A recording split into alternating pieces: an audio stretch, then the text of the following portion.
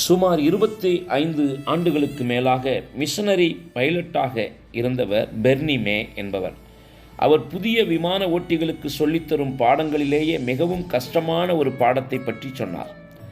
ஆபத்து நிறைந்த சிறிய இடத்தில் எவ்வாறு பாதுகாப்பாக தரையிறங்குவது என்பதை சொல்லித் தருவதுதான் மிக கடினம் என்றார்.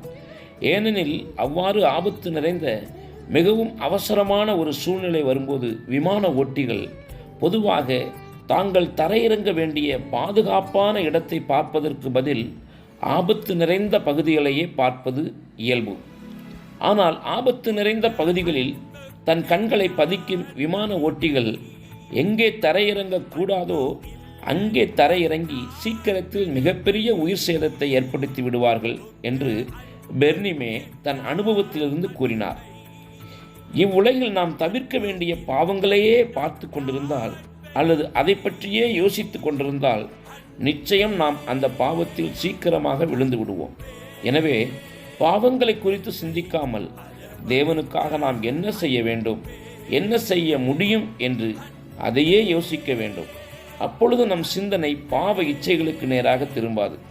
இரண்டாவதாக, இந்த பூமியிலே நமக்கு வரும் உபத்திரவங்கள், பிரச்சனைகள், வியாதிகள் போன்றவைகளின் மேல் நம் கண்களை பதித்தால் நாம் இழந்து போவோம்.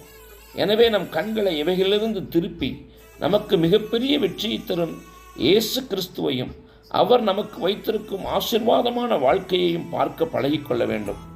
அலங்கார வாசலில் உட்கார்ந்திருந்த பிறவி சப்பானி தனக்கு யார் பிச்சை போடுவார்கள் என்று அவர்கள் கைகளையே நோக்கி பார்த்து கொண்டிருந்தான். மனிதர்களை நோக்கி பார்த்ததால் வாழ்வின் பெரும்பகுதியை பிச்சைக்காரனாகவே கழித்து விட்டான். ஆனால் அங்கு வந்த பேதுருவும் யோவானும் அவனை நோக்கி, எங்களை நோக்கி பார் என்றார்கள்.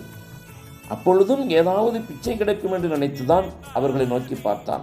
ஆனால் பேதுருவும் யோவானும் அவரிடம், வெள்ளியும் பொன்னும் எங்களிடத்தில் இல்லை, எங்களிடத்தில் உள்ளதை உனக்கு தருகிறோம் என்றனர். அவன் அவர்களை நோக்கி பார்த்தபோது பரிபூர்ண சுகம் பெற்று நடக்க ஆரம்பித்தான்.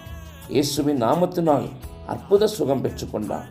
கண்களை இயேசுவின் மேல் பதித்தால் நம் பயணம் பாதுகாப்பாக அமையும். Amen. God bless you.